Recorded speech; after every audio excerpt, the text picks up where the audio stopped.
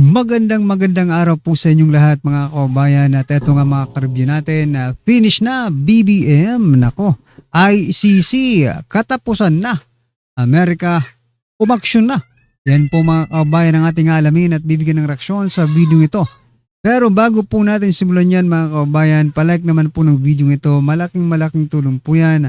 Maraming salamat po mga kabayan at eto na nga, simulan na po natin to. Pasok yan ay nahuli, pwede siyang ibigay sa kustodiya ng Estados Unidos bilang ating tulong. Treaty ally tayo, 75 years na eh. Correct. Ibigay si Zaldico sa Estados Unidos upang lalo silang makabuo ng solidong kaso laban sa ICC. Kung makukuha lamang sana ng Estados Unidos si Zaldico at siya ay papaaminin sa ng detalyado doon sa kanyang pamudmod ng pera nating mga Pilipino bilang suhol diyan sa mga opisyal ng ICC, yari ang kanyang administrasyon. Correct. Baha, pamalit ulo sa ICC at Budol Unit Team 2.0. Simulan po natin sa baha dahil lahat tayo ay naantala ang ating araw-araw na pamumuhay. Correct. Dahil na lamang sa paulit-ulit na baha. Alam ninyo dito sa ating bansa, mga kababayan, dalawa lang naman ang ating season, wet and dry season. Correct. Yung wet season nagiging very wet, yung dry season nagiging very dry. But both seasons are predictable, whether it be wet season or dry season. Alam na nating lahat, hindi ka kinakailangan maging eksperto o maging kawani o opisyal ng Pag-asa upang malaman na dalawa lamang ang season natin sa Pilipinas, ang wet and dry season. Very predictable. But and yet, kahit ito ay predictable, paulit-ulit tayong naaantala, sinasalanta at pineperwisyo ng baha. At hindi natin titigilan itong usapin ng baha. Lubog ang Metro Manila. Ilang araw nang walang pasok ang halos lahat ng paaralan sa Kalakhang, Maynila. Dahil sa baha. Ilang libo o ilang daang libong empleyado ang naiipit, nai-stranded, dulot ng pagbaha. Ilang daang milyon kung hindi man bilyong halaga ng kalakal ang nalulusaw dahil sa baha bukod pa sa trafiko.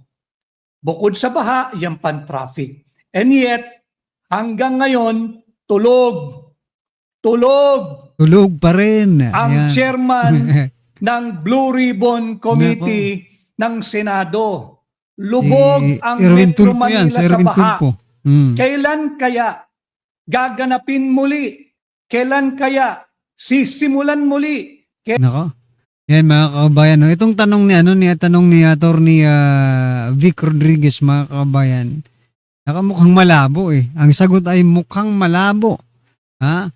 Mukhang malabong mabuksan ulit yung Blue Ribbon Committee, yung investigation diyan sa flood control kasi nga ibinigay na eh, no? Ibinigay na po ni Erwin Tulfo, ni Chairman Blue Ribbon Chair Erwin Tulfo sa Ombudsman. Kung baga, ipinaubaya niya na sa Ombudsman. Hindi na po sila mag-iimbestiga sapagkat Ombudsman na po ang mag-iimbestiga sa flood control. Ang problema nga lang dito mga kabayan, alam naman po natin kung ano po ang karakas nitong Ombudsman Boying Rimulya. So malamang sa malamang, kahit hindi pa inuumpisahan itong investigasyon dyan sa flood control, ay alam na po natin ang kalalabasan dyan mga kabayan. Diba?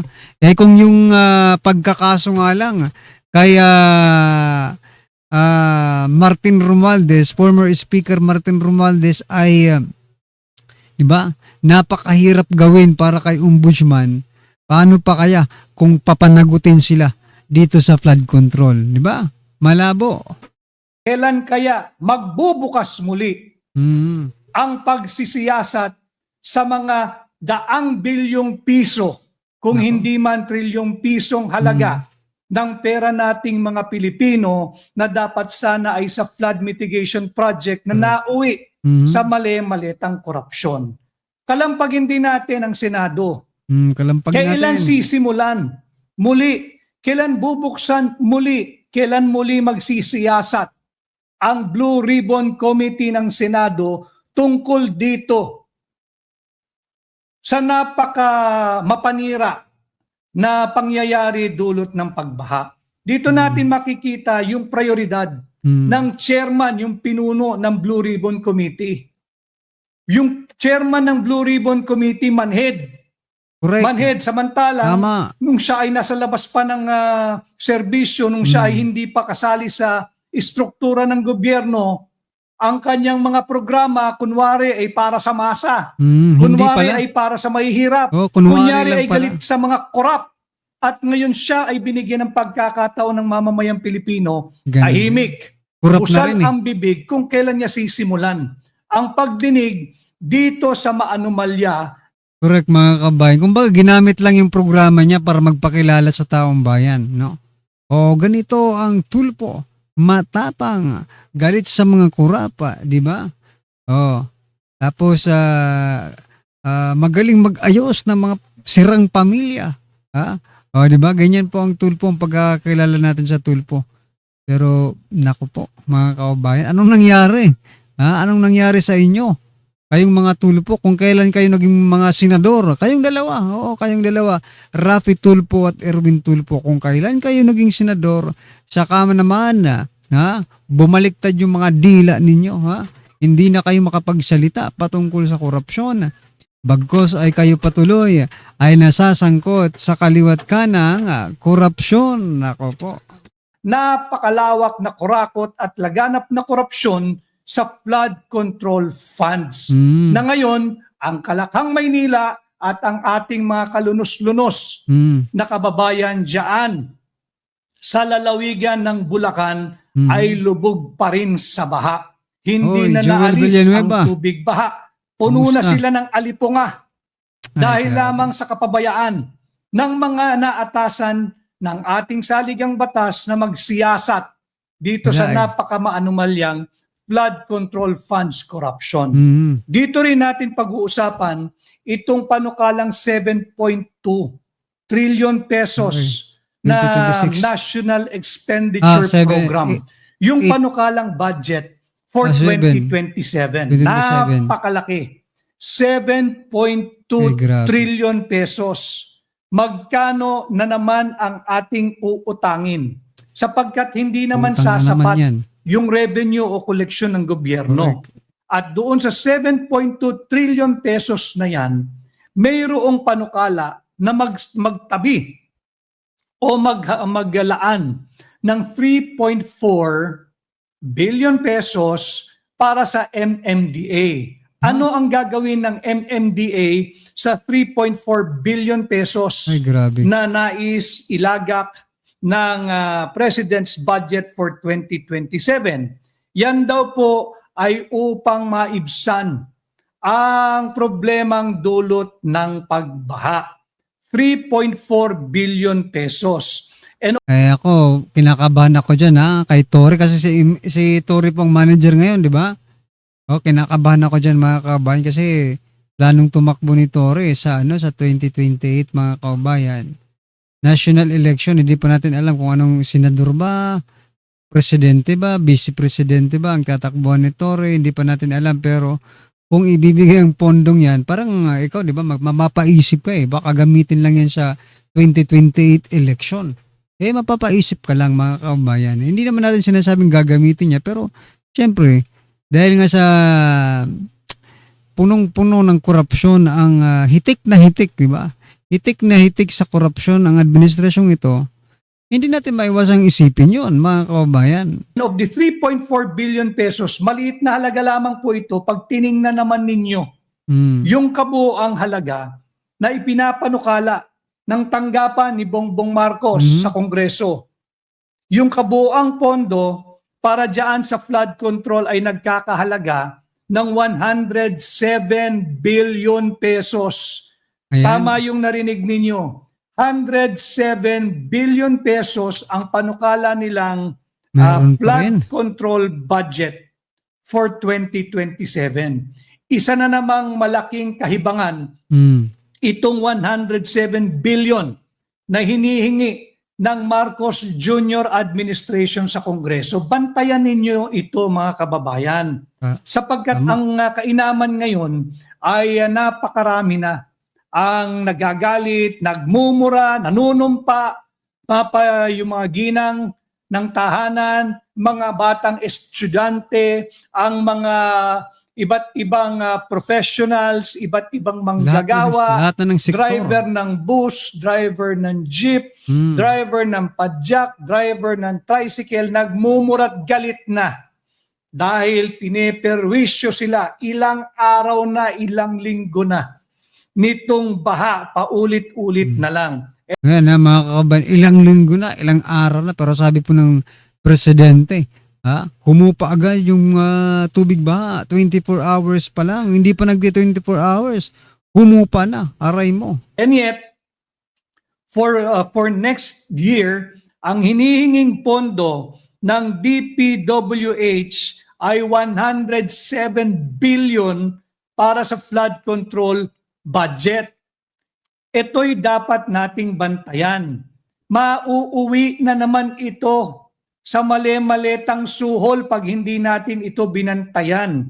At ayon sa ating pagsasaliksik, at lumabas na rin ito, mula 2011 hanggang 2025 o kabuuang 14 years from 2011 to 2025, ang nailagak ng pera nating mga Pilipino patungkol dyan sa pag-ayos ng problema natin sa baha ay 1.939 trillion pesos.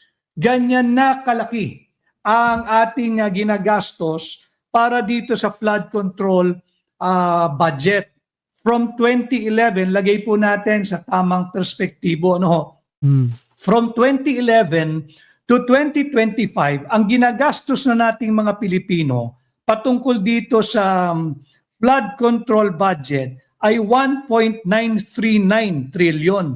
Ganyan na po kalaki yung perang iginugugol nating mga Pilipino. Pero sa kabila ng napakalaking pondong ibinuhos na para sa flood control, paulit-ulit pa rin ang pagbaha.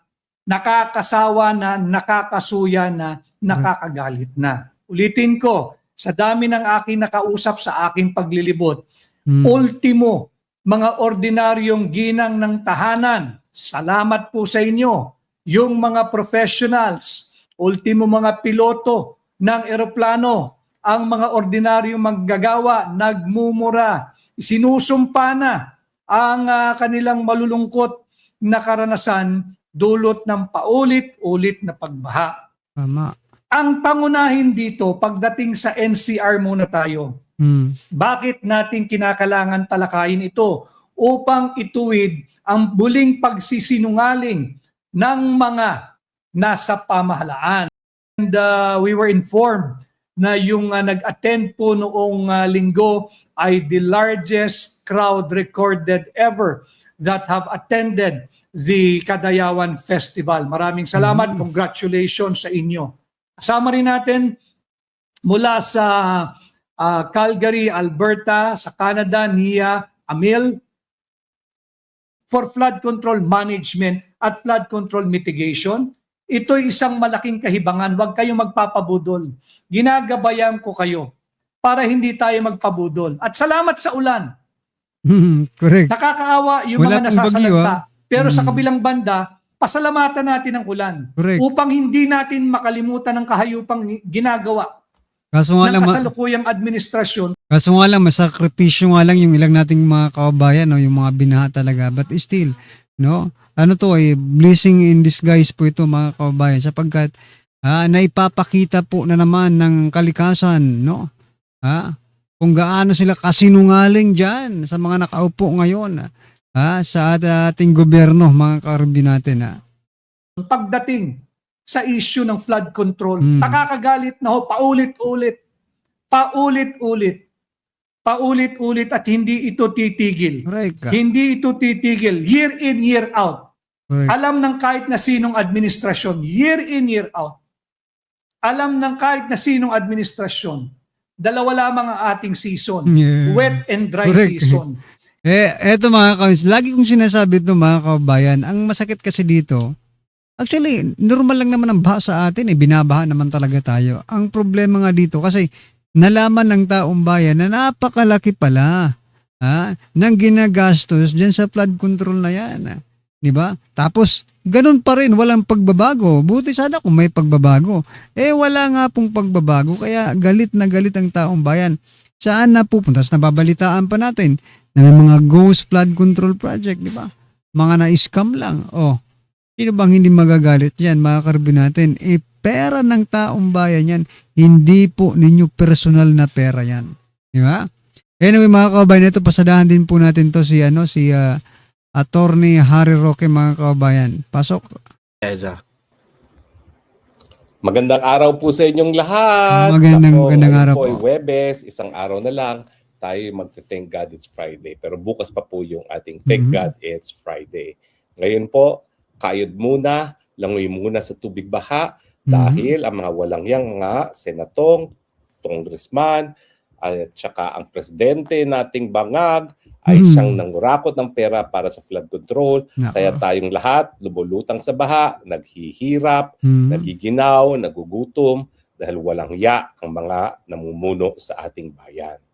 Pilipinas kong mahal, hanggang kailan kayo magtsatsaga? Nasa iyong kamay ang pagbangon sa ganitong kahirapan. Nasa inyong kamay ang pagsisante ng mga presidenteng walang silbi. Nasa iyong kamay ang pagbabago sa sistema ng lipunan. Kayo po ang tunay na soberenya, kayo po ang may kasagutan sa ating kahirapan ngayon. Kinakailangan, aus na, now na, people power na. Pero bago po natin ituloy ang ating people power, pag-usapan muna natin ang malungkot na pangyayari. Una, 4 doon sa Brave 14 plus 4 ay bumaliktad. At ngayon ay sinasabi na walang katotohanan yung kanilang naunang testimonya na silang nag-deliver ng mga pera hindi lang kay Martin Romualdez, kundi kay Bongbong Marcos sa bahay niya mismo sa Ilocos Norte at dyan sa Aduana. Ngayon naman, yung sa pagkakaalala ko, isa sa pinakaunang testigo na nagsabi na siya'y naatasa mag-deliver ng pera, hindi lang kay Martin Romualdez, kundi na rin dyan sa mga occupant ng Malacanang, ay itong si Gutesa. Ngayon naman, nalaman natin, bumaliktad na rin. Siya ay gumawa na naman ng panibagong sinumpaang sanaysay na sinasabing nagsisinungaling lang siya nung kanyang unang affidavit at siya ay nagsinungaling dahil lamang sa gawa ni Senator Marcoleta at ni Mike Defensor. Ang tanong, ano ba epekto ng pagbabaliktad ng mga testigo? Anong epekto ng pangalawang sinumpaang salaysay ng isang testigo na pinapasinungaling? Ito na ha, ano kaya ang magiging epekto sa pananaw po ni Attorney Harry Roque ha? Dito kapag siya ay nagbawi na kanyang testimonya at sinabing umamin siya na nagsinungaling siya, siya ay umaamin sa krimen ng perjury. Gutesa, lagot ka dito. Kasi inamin Blue Ribbon. Alam mo, balik kung ano ang naunang sinumpaang salaysay. Lahat ba nung sinabi niya sa naunang salaysay ay baliwala na? Alam niyo po, nangyari sa amin yan doon sa kaso ni Madriaga. Kasi ang nahuli ng mga pulis matapos na nasundan, matapos tumanggap ng bribe money, yung mga kidnappers doon sa kaso kung saan dahilan na nakakulong ngayon si Madriaga, ay yung pinsan niya na ang apelyido ay Madriaga rin. No?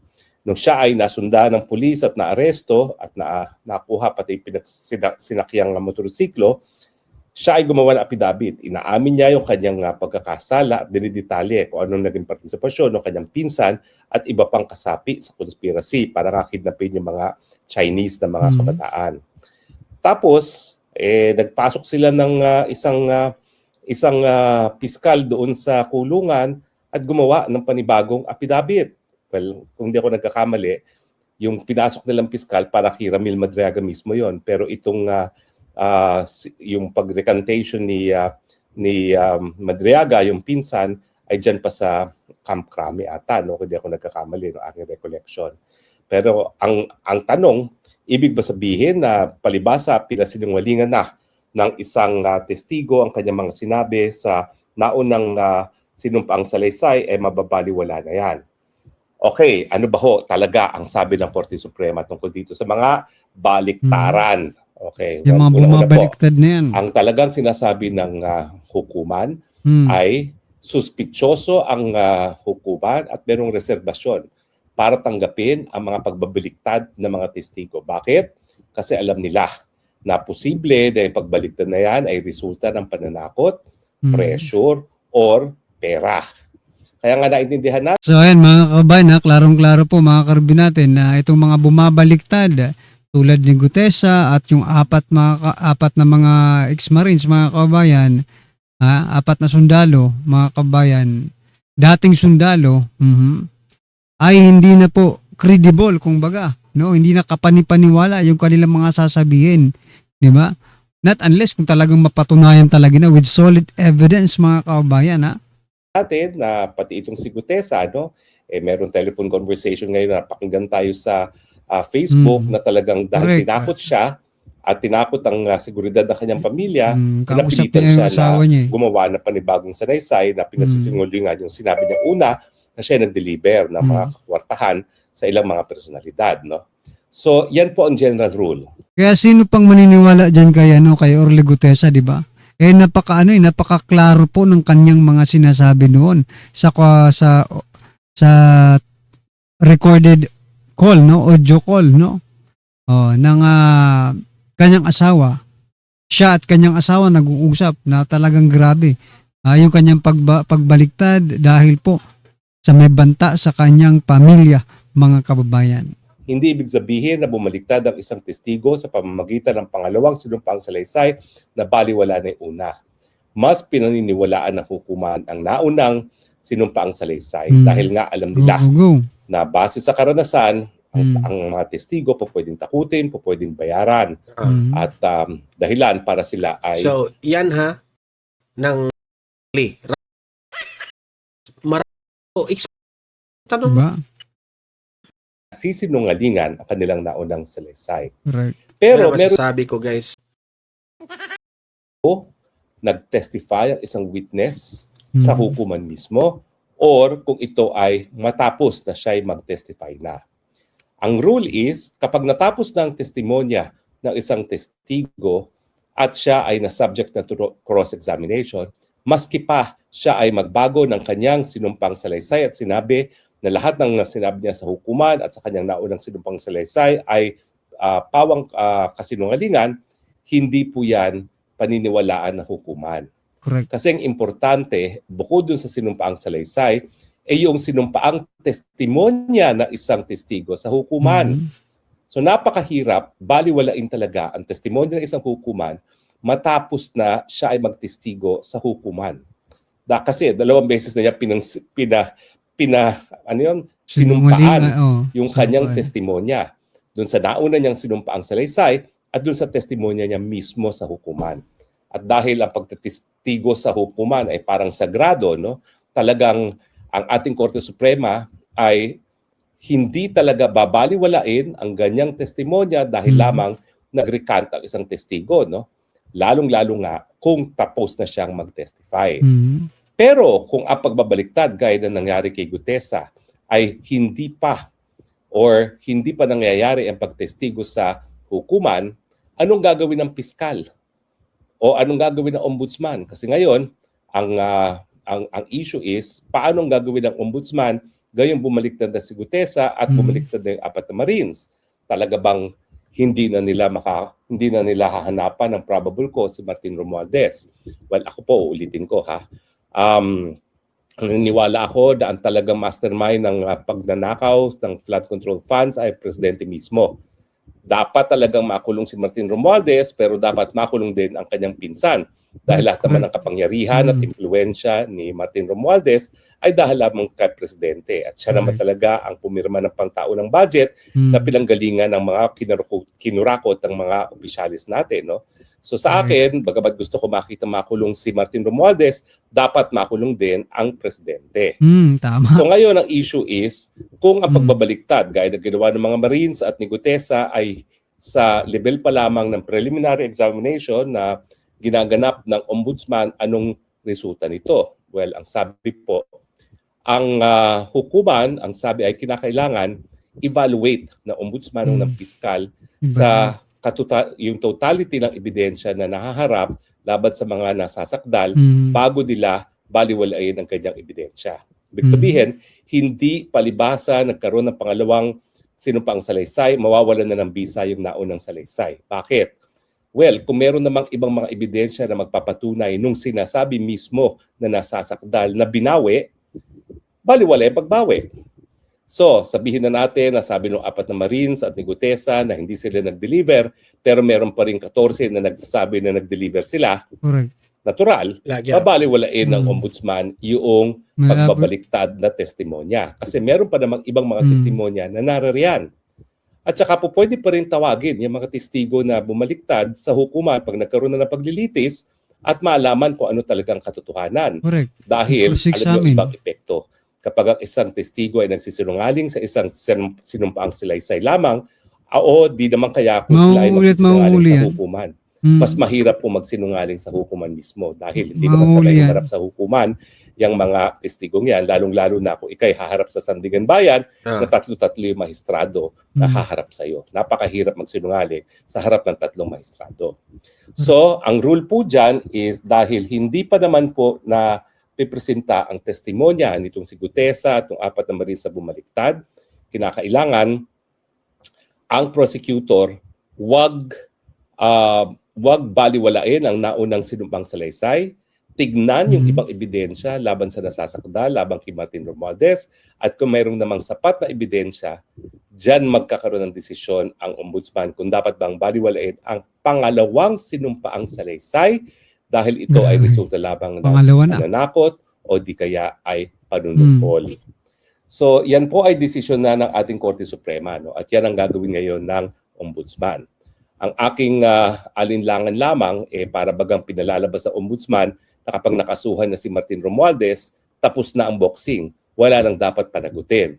Ang akin po, kinakailangan mapanagot pa rin ng presidente dahil doon sa sinabi nga ni Zaldico na ang presidente mismo ay nagkaroon ng 100 billion na insertion at 25 billion ang napunta sa kanya bilang tongpats. Diba po? No? Sa akin talaga, hanggang hindi nila iniimbestiga ang presidente, hindi ako naniniwala doon sa katapatan ng ombudsman na talagang habulin ang mga nangurakot sa ating lipunan. Babalik at babalik pa rin sa presidente, mga kababayan kasi may basihan rin naman tayo kung bakit natin sisisihin yung presidente, di ba? Or sasabihin siya ang mastermind. Dahil nga doon sa video ni Zaldico, di ba, mga kababayan? Dahil nga doon sa video ni Zaldico, doon tayo nagbabase ng kumbaga pinaka-facts natin, di ba? Dahil siya rin naman yung chairman ng appropriation ng mga panahon na yon, di ba? Dahil sinabi niya rin na ang magpinsan ang mastermind. So, kung si Romualdez lang ang ano diyan, sa bagay may immunity pa naman ng presidente, di ba? So after niya maging presidente, doon na natin siya birahin, mga kababayan, pero singilin kumbaga, di ba? Pero kung ngayon, okay, si Romualdez, fine, ipakulong yan, mga kababayan, kung kakaya nilang ipakulong yan kasi by the looks of it, mga karibin natin, parang drama na namang itong nangyayari ngayon, di ba? Itong pagkakaso ni ombudsman, di ba? Parang drama na naman kasi lumabas nga si Gutesa at sinasabi na ngayon ni Gutesa sa kanyang recantation, mga kababayan, ay na pinipilit lang daw siya na idamay si Romualdez, kumbaga, di ba? May nag-deliver daw sila kay Martin, no? Where in fact, mga karibin natin, no? Sa mga nauna niyang salaysay ay sinasabi niya talaga na nag-deliver siya, kompleto ang address, no, mga kababayan, kompleto ang bilang kung ilang maleta ang dineliver nila at may estimated amount ng pera. So detalyado po yung kanyang pagkakasabi noon, mga kababayan. Pero ngayon, sinasabi niya, at sinasabi ko nga rin sa inyo na parang iba na ang tono na yon ni Gutesa. Kung di siya ngayon ay pinagtatanggol na. Kumbaga pinagtatanggol niya na si Romualdez, mga kababayan. Parang siya lang, parang si Pinky Lacson lang din, mga kababayan, di ba? Pag nagigipit na, stop muna. Di ba? Parang pinoprotektahan talaga nila itong si former speaker Martin Romualdez. Anyway, ano po ang inyong masasabi dyan, mga kababayan? Just comment down below at huwag pong kalimutang i-like ang video ito. Malaking tulong po yan. Maraming salamat po.